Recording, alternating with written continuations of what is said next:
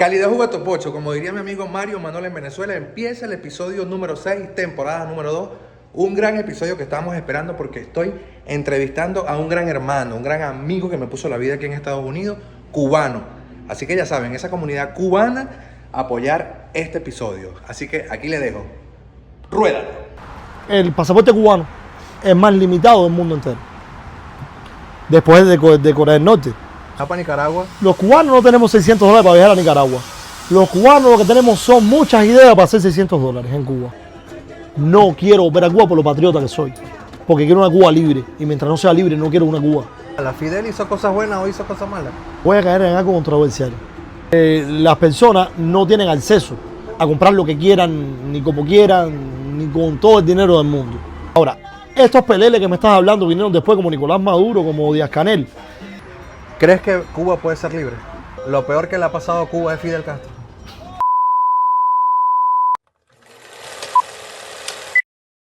Hermano, bienvenido al episodio número 6 de mis podcasts en YouTube llamado 53 días. 53 días porque fueron los días que tardé yo desde Venezuela a llegar a Estados Unidos. La historia mía es la última que voy a contar este año, porque este año 2024 lo estoy dedicando a los migrantes de cualquier nacionalidad que llegaron a Estados Unidos y están aquí y tienen una historia que contar. Es el primer invitado cubano, así que Miguel, bienvenido. Gracias por invitarme A mi canal de YouTube. Todo migrante tiene una historia súper interesante que contar, más si estás en busca de el sueño americano. Este año 2024, dedicando mis podcasts a los migrantes, ya me he topado con un venezolano político, con Gina Scorcia, una venezolana que nos contó el problema que tuvo con su hijo en la escuela, una hondureña, un venezolano que cruzó el Darién 2 veces y un boricua. Y en este episodio número 6 le damos la bienvenida a Miguel, de una nacionalidad que no podía faltar, Cuba. Este episodio es presentado por Fort Will Burger, Miami, Dr. Barf, Argentina, Maga Gouveia, Colombia, Bocados Deli, Clearwater, Florida, Válvulas Morris, Maybe Fernández Cakes, papel ahumado para tu vehículo Dark Window Tint. Mira, vamos a empezar esta vaina por lo más importante. ¿Cuántos días tardaste tú de Cuba para llegar a Estados Unidos? Bueno, eso es una historia un poco más larga. Yo me tardé un poco más de 53 días. Mi primera travesía no fue directamente hacia acá, fue hacia Costa Rica. En ese momento la entrada a Estados Unidos estaba un poco más limitada. El actual presidente, o sea, en ese momento era Donald Trump. ¿Cómo saliste de Cuba a Costa Rica? Correcto, y estaba un poco más, el acceso a los cubanos no estaba tan abierto como ahora, por así decirlo. ¿Qué sucede? En Cuba, el pasaporte cubano es más limitado del mundo entero. Después de Corea del Norte. O sea, eso no es un secreto para nadie. Para un cubano poder salir de Cuba, tiene muy pocas vías. Una de las vías abiertas en ese momento era Nicaragua. En ese momento Nicaragua sí pedía visa, que actualmente no lo hace. Obtener una visa en Nicaragua era relativamente fácil.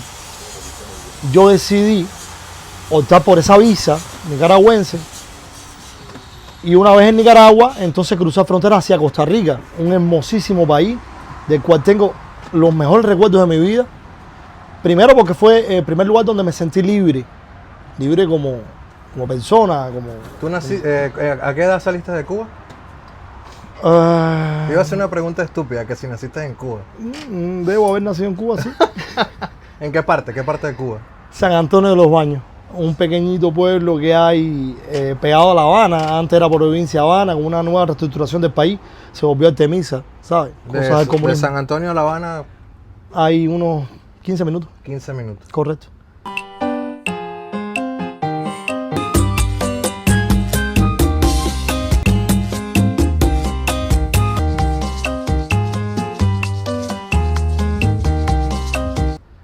Entonces, ¿cómo hiciste para salir a Costa Rica? ¿Cómo hiciste?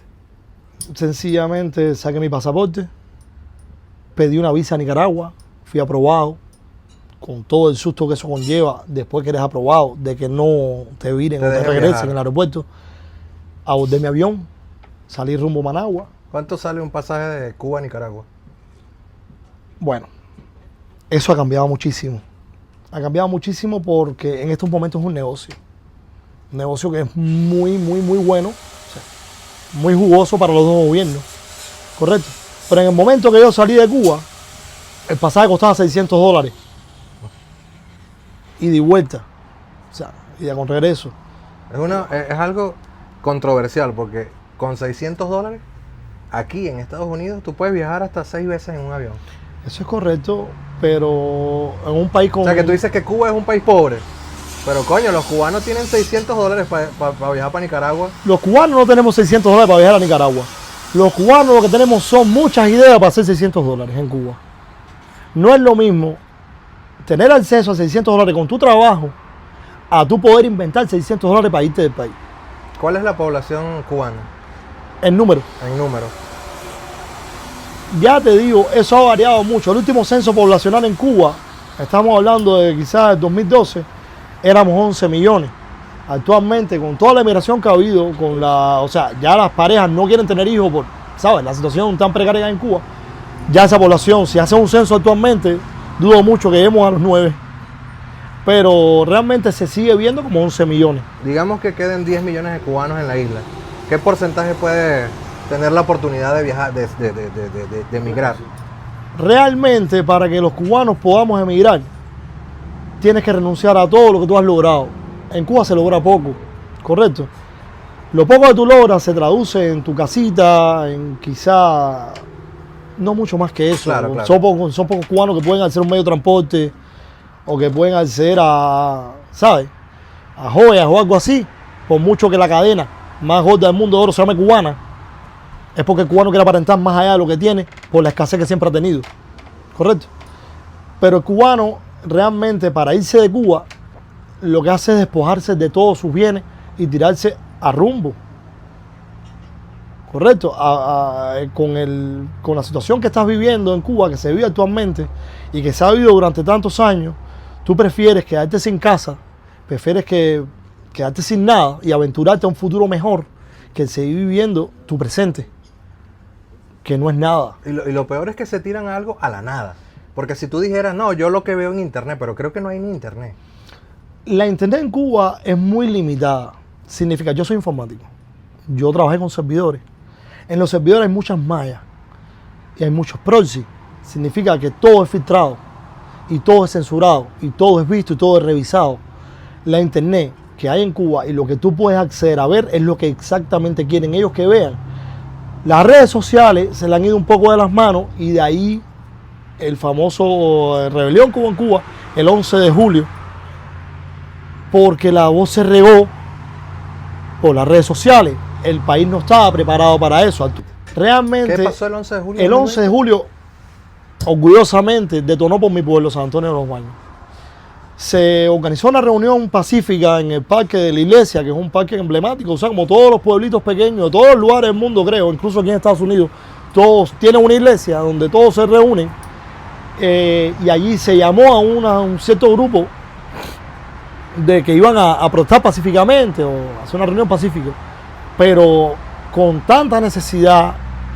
Imagínate que eso pasó en víspera del COVID, o sea, no en víspera, perdón, post-COVID, donde la gente estaba asfixiadísima, no podían salir.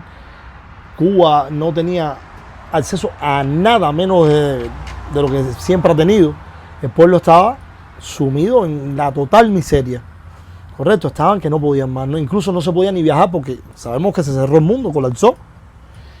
Y Cuba siempre ha sido una válvula de escape. Cada vez que ha habido problemas dejan ir un poco de personas, los que se iban a rebelar se fueron, ya no lo hacen. En ese momento no podía ser, nadie podía irse. Sí, sí. Entonces, en ese momento se reunieron un grupito en San Antonio de los Baños, mi pueblo natal, haciendo una reunión pacífica donde todo se fue de control. Empezaron a transmitir en vivo por redes sociales lo que estaba sucediendo y otros pueblos se sintieron identificados y todos salieron a la calle. Fue un efecto dominó. Cuando fueron a ver, toda Cuba estaba en la calle. Patrullas de policía abocadas, todo el mundo pidiendo libertad, los policías corriendo. ¿Correcto? Yo en ese momento no estaba en Cuba. Yo estaba en Estados Unidos. Sentí un orgullo inmenso. Me dieron ganas de llorar. cuando yo vi esas transmisiones en vivo. Un amigo mío me llamó. En esa fecha no estabas allí. Yo no estaba en Cuba, yo me fui mucho antes que eso. Las imágenes de las detenciones y la represión de los pasados días siguen apareciendo.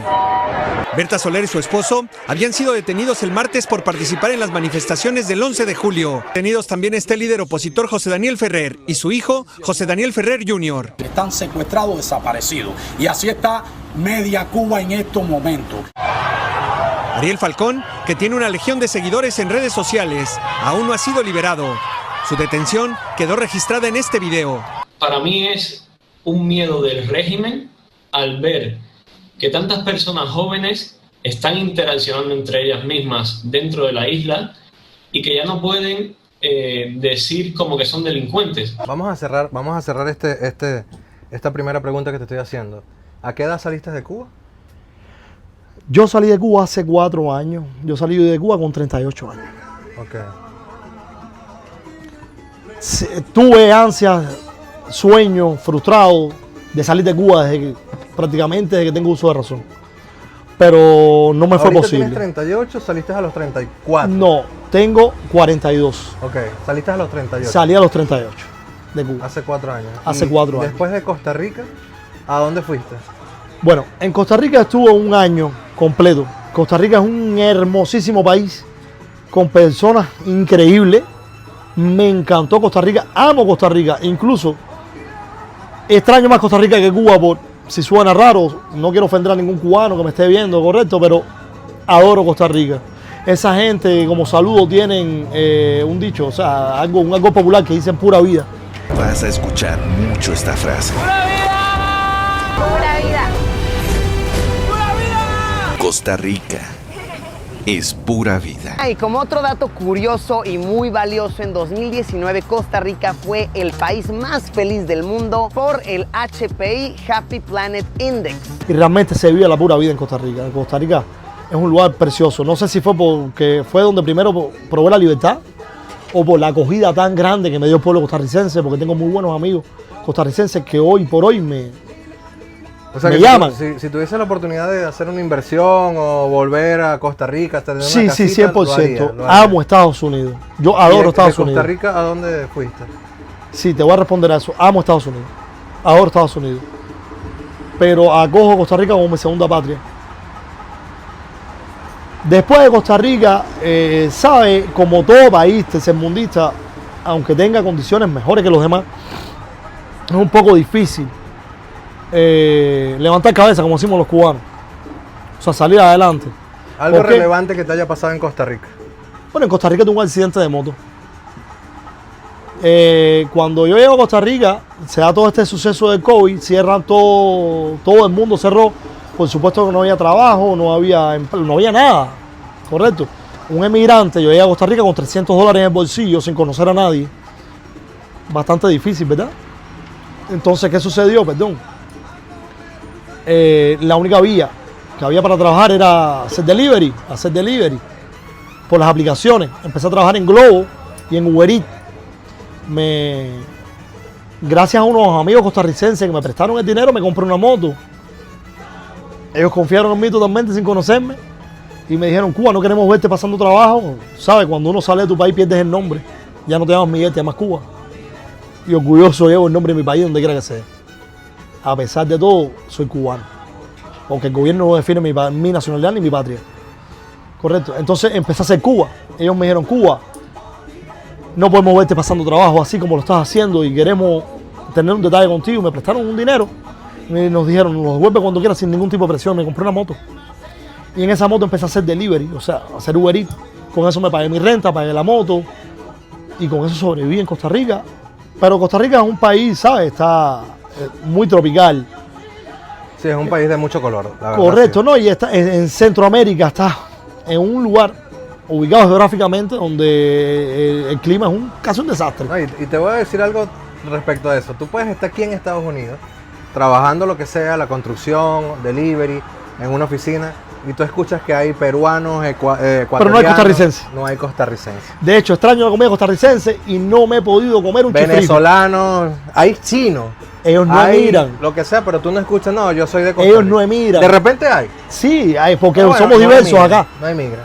Pero no eso emigran. da de qué hablar, tienen buena economía, viven bien, están allí, o sea... Están contentos con lo que tienen. Están contentos con Entonces, correctamente, lo que me estás hablando, ese aire, esa vibración se respira allí. Se respira allí. Se respira. Yo en Costa Rica, como te estoy diciendo y retomando el tema, empiezo a hacer delivery en moto. Pero como es trópico, ¿sabes? Un país centroamericano, hay un lugar en Costa Rica que dice que tiene el mejor clima del mundo. Y es verdad que lo tiene. Que se llama Grecia. Un lugar precioso. Pero generalmente en Costa Rica llueve 6 meses. 6 meses de lluvia. Ok. Y yo trabajaba todos los días bajo la lluvia. Yo todos los días salía con botas de agua. Literalmente con una capa, llueve todos los días. Literalmente llueve todos los días, todo el día.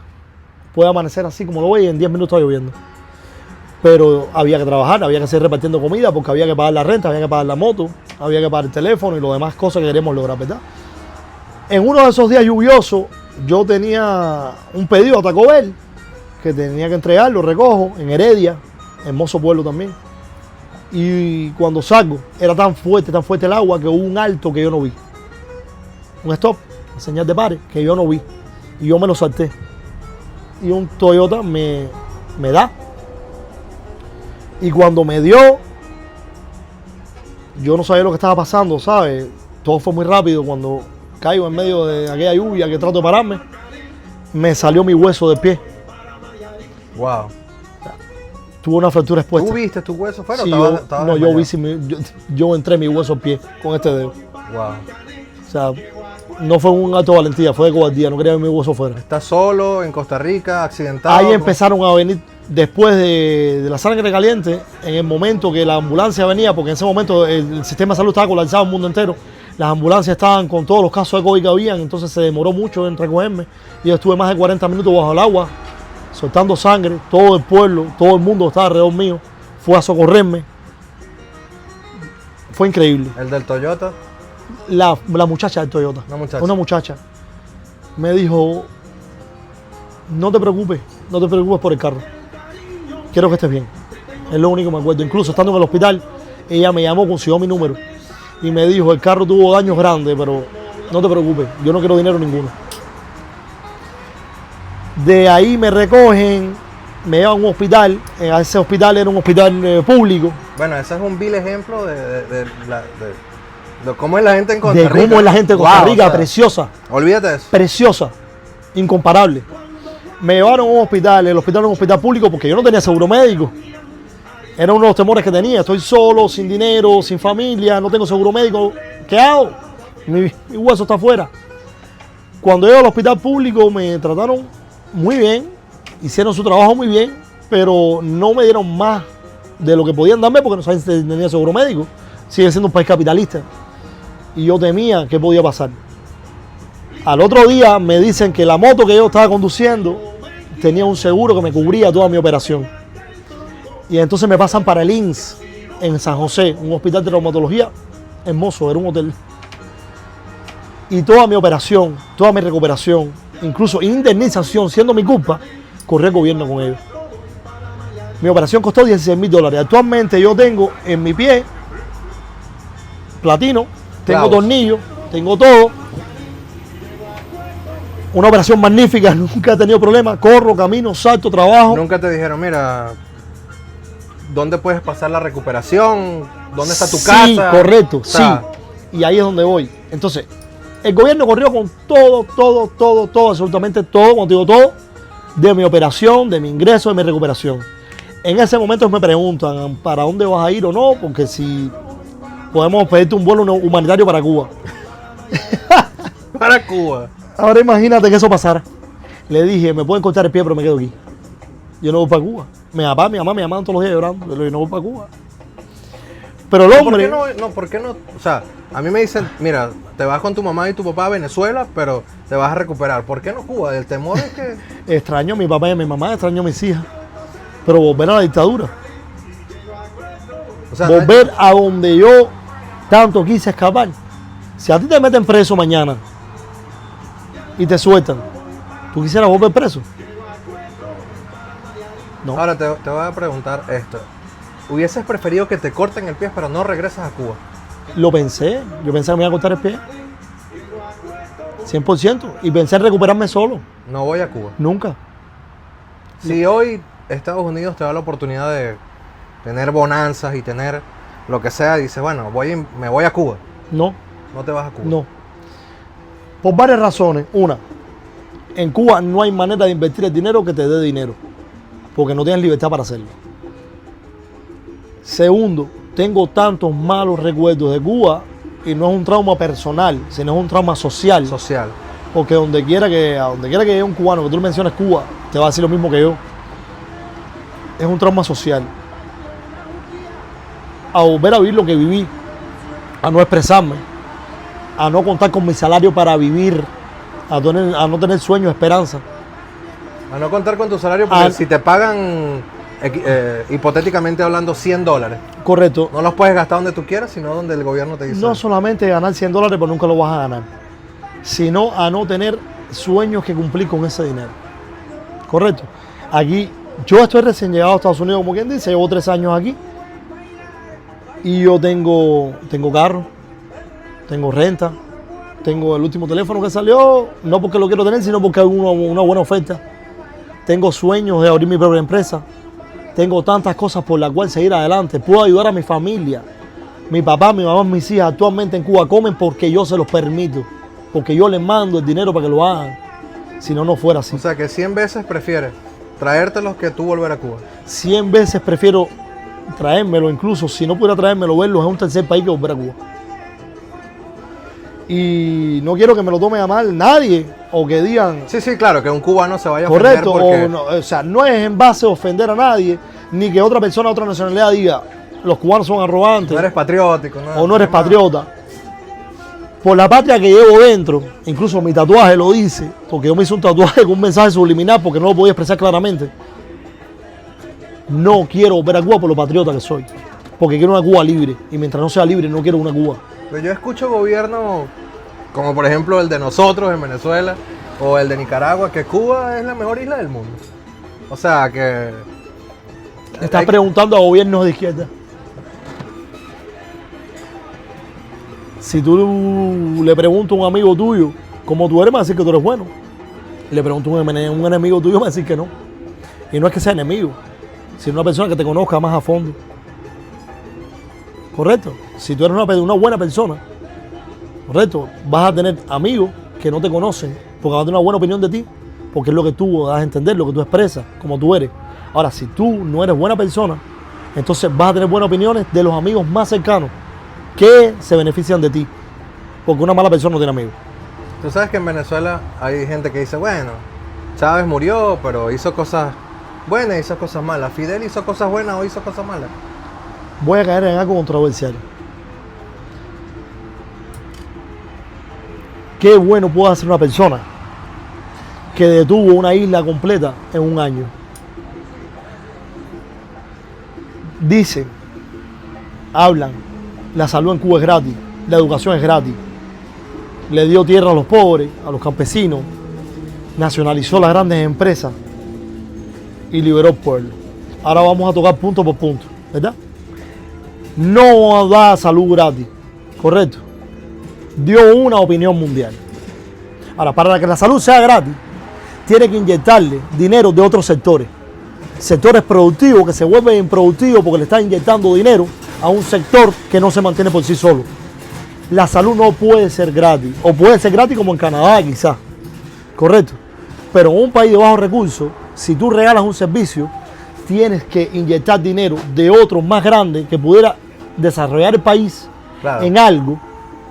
Como nosotros el petróleo. O sea, correcto. Tú lo das aquí gratis, pero aquí lo estamos... La educación, vamos a hablar de la educación gratis. La educación no es gratis, la educación es un medio de adoctrinamiento. Si tú como padre pagas una escuela, tienes derecho de exigir la educación que le dan a tu hijo. Y ciertos ideales tú no lo vas a permitir, ¿correcto? Porque tú los pagas. Ahora, si la educación es gratis, tú tienes que aceptar todo lo que den en la escuela o imparten en la escuela. Y cuando tú vas a la escuela en Cuba, lo primero que aprendes a escribir es Fidel es bueno, la revolución es gloriosa. Estás enardeciendo a un sistema en la mente de un niño. Pero, o sea, ni siquiera papá, mamá, te quiero.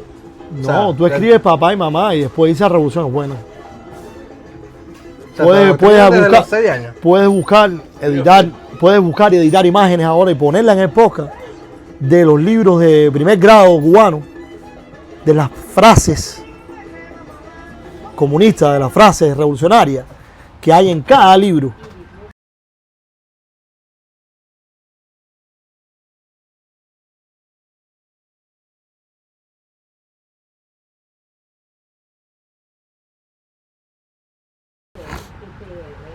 Correcto, de un niño de primer grado. Entonces, ¿qué estamos hablando? Tú no estás regalando una educación, tú estás creando androides, tú estás fundando un miedo. El adoctrinamiento en Cuba viene desde los libros. El adoctrinamiento en Cuba llega desde el círculo infantil, la guardería, el daycare, como quieras decirlo. Correcto. En Cuba, yo fui a la universidad, yo me gradué. ¿Eres qué? Informático. Ingeniero. Correcto. En Cuba se da historia. Correcto. En todos los años. Desde la primaria hasta la universidad. Y toda la historia que se da en Cuba es historia de Cuba. Menos en octavo grado, en la secundaria, que se da historia contemporánea. Y se toca muy por encima, muy por arribita la historia mundial. Ahora te voy a preguntar algo. Yo viví en Venezuela, actualmente vivo también como tú en Estados Unidos. En Venezuela yo escuchaba que los cubanos no podían ir a un mercado y comprar 10 kilos de carne, 6 arroz, un espagueti, una cerveza. O sea, ¿es verdad eso? ¿Es verdad? A ver, actualmente sí, es verdad. Hubo un tiempo que no era tanto así. Te voy a explicar. Cuba es una isla virtual. Virtual. Es una isla una isla virtual o tornasol. Depende del punto de vista de quien la esté mirando, se torna. No la ves tú como extranjero, igual que la vemos nosotros como los cubanos. Entonces Cuba es un lugar tan difícil de entender que hay solamente que viviéndola claro, se comprende Cuba. Cuba ha habido muchas etapas. Correcto. Entonces esa pregunta que tú tienes, que tú me estás diciendo, depende de la etapa que tú me la quieras preguntar, tienes una respuesta diferente. O sea, te pregunto, por ejemplo, que si hablamos de la Cuba contemporánea, ya en Cuba actualmente no hay mercado. No existen tiendas que tú tengas acceso con tu dinero. Nada. Hoy por hoy, la Cuba contemporánea. Cuba actualmente, hoy por hoy, las personas no tienen acceso a comprar lo que quieran, ni como quieran, ni con todo el dinero del mundo. Correcto. Esos mercados no existen. ¿Qué pasa? Yo me fui desde Cuba, yo vivo en Estados Unidos, para que mi papá y mi mamá puedan comer, no le puedo mandar el dinero.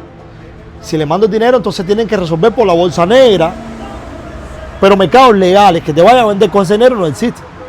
Ni que tú vayas a escoger lo que nada, o sea, la gente por la calle. Si existe su mercadito negro que consigue tu carnita, tu cigarrito, tu botella de alcohol. Cuando tú privas a alguien de la libertad, una vez más te voy a poner el ejemplo de las prisiones. Yo nunca he estado preso. ¿Qué pasa en las prisiones? Un cigarro se vuelve tu vida y es contrabando.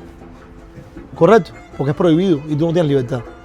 En base a eso, en Cuba, todo es contrabando porque no tienes libertad de hacer nada. ¿Correcto? Desde un muslo de pollo hasta un paquetico de sal. Es contrabando. Y las personas siempre se le ingenian para contrabandear de alguna manera. No puedo decirte las vías. Sí, por supuesto. Yo no voy a quemar a nadie. No vamos a quemar a nadie. Correcto. Sigan en su trabajo, muchachos, que lo están haciendo bien. Porque tienen que hacerlo bien. Pero en Cuba todo es contrabando. Ahora, lo que te iba a decir, para que mi papá y mi mamá coman, yo tengo que comprarle la comida o el mercado de la semana o del mes completo en una página que es del gobierno, que sí tienen de todo y lo venden a precios ridículos.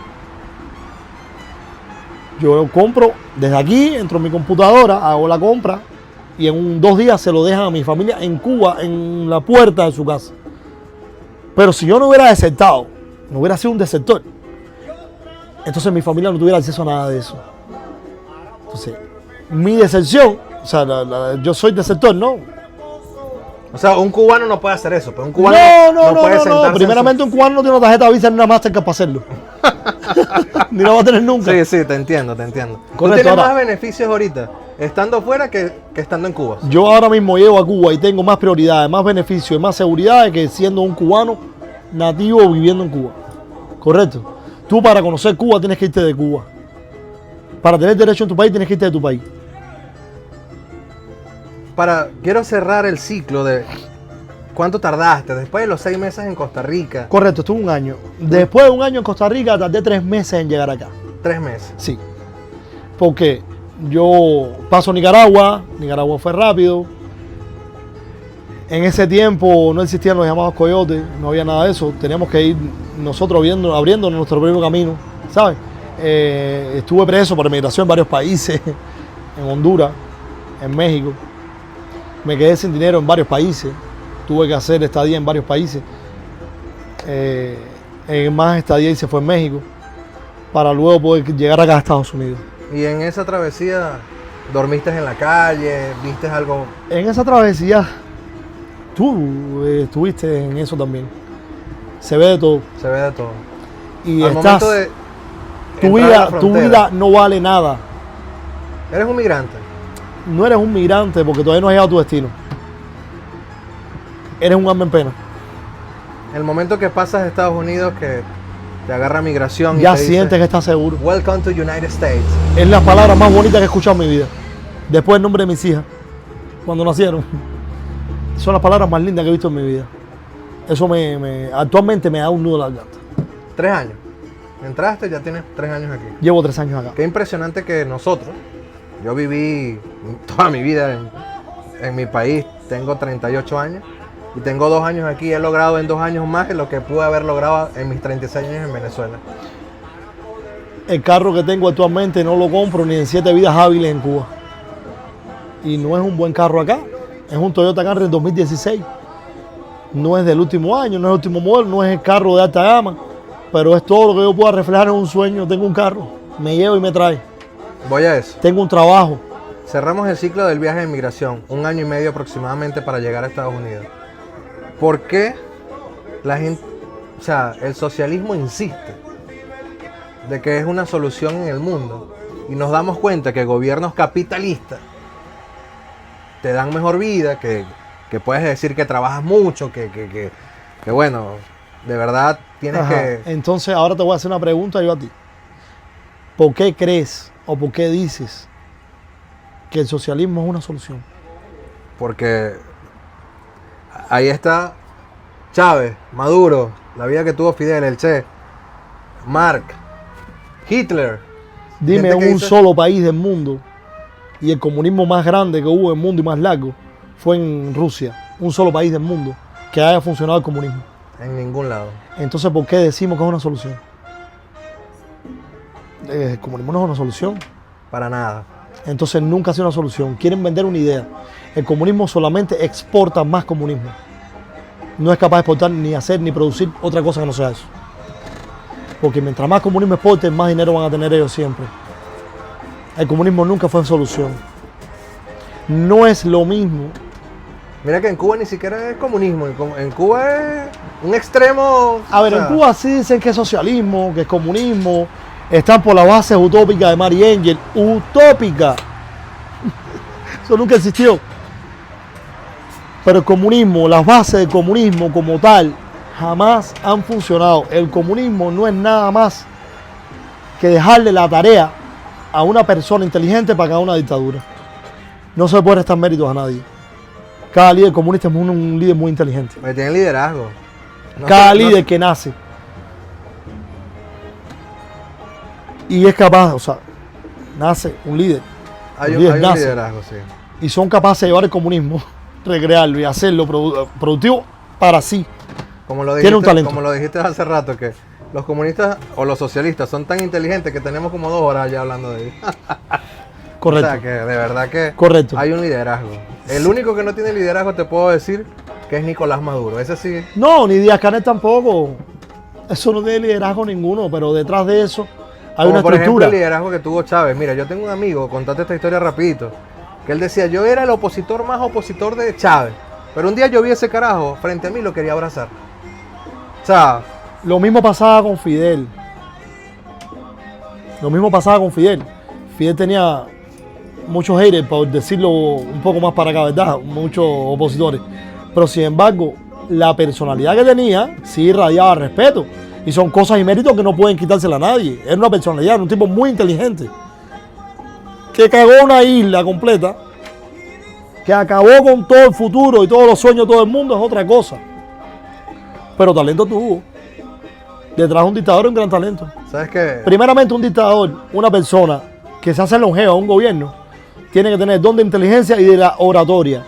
Tiene que tener oratoria, sí. Si una persona no tiene oratoria, no es nada. Ahora, estos peleles que me estás hablando vinieron después como Nicolás Maduro, como Díaz-Canel, no son más que parte de una estructura que les hace falta una cara, pero no son líderes. Ellos no son líderes, el problema real no son ellos. ¿Correcto? Es como encontrar a tu mujer siéndote infiel en el sofá y botar el sofá y no la mujer. Tú sabes que en Venezuela hay un humorista que se llama El Conde del Guácharo. Él tenía un top bastante reconocido en Venezuela. Actualmente lo tiene por el suelo porque está jugando, se está prestando para el juego del gobierno, que quiere ser presidente de Venezuela, y hay un solo liderazgo ahorita en Venezuela, que es el de María Corina Machado. Y él se está lanzando, digamos, en contra de Maduro, pero no está respetando el liderazgo de María Corina. Y ese humorista un día decía que llegaban unos cubanos a tocar la puerta de un venezolano y decía: mira, venimos a cambiar los bombillos, porque eso fue una fama en Venezuela de que llegaron bombillos cubanos blancos que ahorraban más energía y todo esto. Focos ahorradores. Entonces había un chiste, ¿no? El que lo hace él mismo, que dice: bueno, Cuba le mandó bombillos y médicos a Venezuela y nosotros le mandamos petróleo. Él lo hace a manera de chiste, ¿no? Pero es una realidad. Correcto. ¿Qué sucede? Hugo Chávez nace en el medio de América Latina, en el país con más recursos que tiene América Latina, en un gobierno de izquierda. Hugo Chávez dijo en uno de sus primeros discursos y habló que no estaba de acuerdo con la idea de Fidel. Eso está documentado. Pero sin embargo, Fidel vio una oportunidad, vio petróleo. ¿Qué mejor manera de ganarse el petróleo que ganarse la confianza del líder y enseñarlo cómo adueñarse de un pueblo completo? Hugo Chávez no sabía hacerlo y vio cómo él lo había hecho. Como persona inteligente también, lo imitó y lo logró. Y entonces existieron convenios ficticios entre ellos de estos tratados de que te doy médico, tú más petróleo, una manera más de justificar y lavar dinero. Te voy a cortar un rato el tema político y te voy a preguntar un tema un poco controversial, que tú lo dijiste ahorita. Todos los temas que estamos tocando son bastante controversiales. Sí. Pero te voy a decir que cuando yo pasé por México, yo estuve preso en migración y me topé como con 75 cubanos. Y los 75 cubanos hacían actos, digamos, de brujería, de santería. O sea, que tú vas a salir tal día, que tú no... A mí me llamó eso la atención. En Cuba es bastante, digamos, rutinario que la gente... Es el folclore, es parte de la idiosincrasia del cubano, es parte de la cultura, es parte de Cuba. Yo soy babalao. Ok. Yo me hice IFA con 24 años, soy barameo, mochangó. Correcto. Yo soy babalao, yo pues, profesé mucho tiempo y profeso, por supuesto, la religión yoruba. ¿Y qué sucede? Somos tan cubanos como religiosos. Cuba tuvo la colonia española, después introdujo los esclavos. Todos esos esclavos vinieron con sus religiones. Una vez estando en Cuba, por supuesto que ya los esclavos pues, formaron parte de la población y todas esas raíces afro empezaron a quedarse en Cuba y a formar parte de lo que es Cuba. Y Cuba no es más que una mezcla de los nativos cubanos que había en esos momentos, los españoles y los africanos. Y de ahí somos nosotros los criollos. ¿Correcto? Y esas raíces afrocubanas siempre van a estar en Cuba. Cuba, la religión, no es solamente religión, sino es cultura, es folclore, es cubanía. Puedes pasear por cualquier barrio de La Habana y encontrarte un toque de tambor.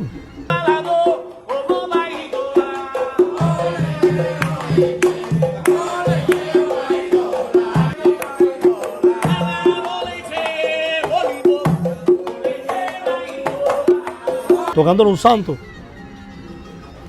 Puedes pasear por cualquier parte de Cuba y encontrarte muchas personas con muchos collares. Yo no tengo collar, yo no me identifico porque tengo mi forma de ver la vida, porque tengo mi signo, lo vivo a mi manera y no me gusta identificarme, a menos que sea necesario. Pero eso es parte de la cultura cubana. Tanto así que la extrapolamos a todos, ¿correcto? En ese momento que tú viviste eso, el cubano no va a perder su fe y entonces va a tirar su suerte a las deidades que ya conocemos y a todo lo que vivimos y vivimos siempre. Además que funciona.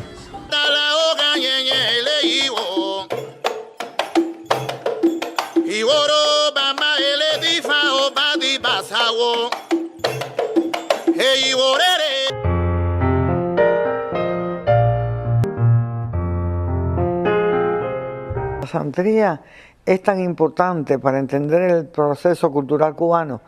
Es la, pudiéramos decir, la síntesis de todo el sincretismo en Cuba. Lo demuestra todo, lo sincrética que es. Porque la santería tiene muchos elementos yoruba, que es la matriz, ¿verdad?, africana, elementos congo, que le copiaron a los negros del Congo, elementos espiritistas, prácticamente de todo, todas las cosas que han venido en contacto con el proceso cultural cubano. ¿Hay masones en Cuba? Hay masones en Cuba. Hay masones en Cuba. Fidel, al principio de la revolución, prohibió todas las congregaciones. Estamos hablando, quiso limitar la masonería, la religión católica, la religión yoruba y todo lo que conllevara a eso.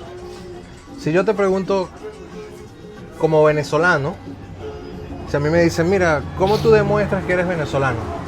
Yo te digo, Simón Díaz, Cancerbero, la arepa, la cachapa, el Salto Ángel. ¿Cómo dice Miguel que es cubano? Arroz, yuca, platanito frito, puerco asado, tabaco, ron, mulata, música, fiesta, dominó. Música. Alegría, cantante, aunque ya no la tenemos. Cantante, Cuba tiene muy buenos cantantes. Todos nos podemos sentir identificados en una rama del arte.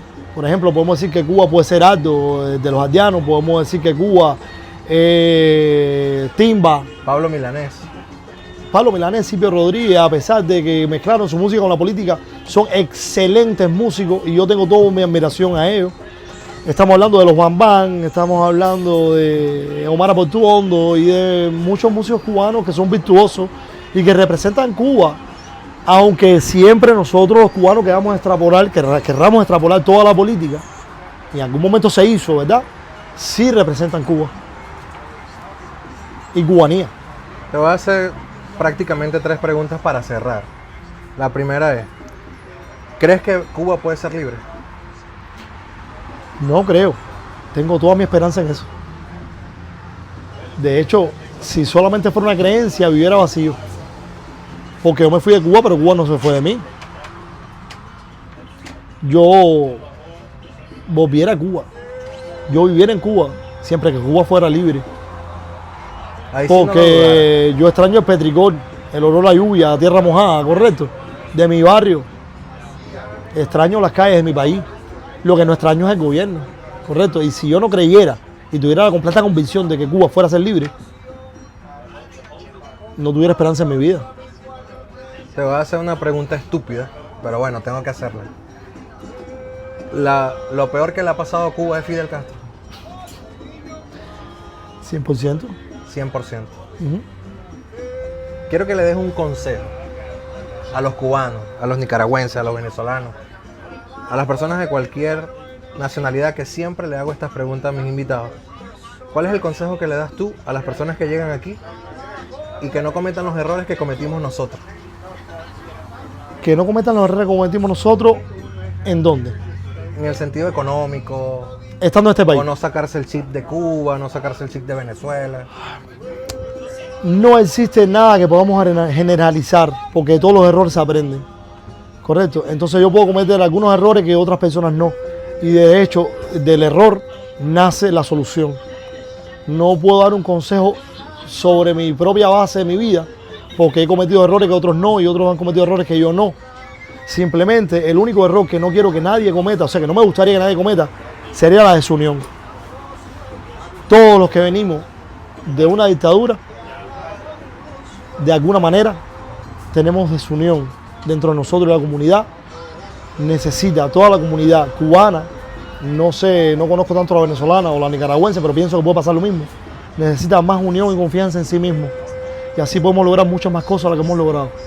Si hay algún cubano que pudiese ver este podcast en Cuba, ¿qué mensaje le mandarías a los cubanos? El único mensaje que le puedo mandar a los cubanos, ni siquiera le puedo decir que se levanten porque yo no lo hice, porque yo vine. No puedo decir al cubano que se vote para las calles porque yo no lo hice, porque yo vine. El único consejo que le puedo dar a mis cubanos es que el dolor de Cuba no se te va nunca de adentro. Y que tanto allá como acá sentimos el dolor de Cuba. Y que todos allá, aquí, en donde estemos, queremos lo mejor para Cuba.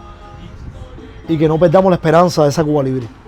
Excelente, hermano. Muchísimas gracias por aceptar esta invitación. El primer Gracias a ti. cubano que está en mi podcast. Y bueno, seguimos adelante. Aquí vamos a estar. ¿Miguel qué? Pérez Medel. Saludos.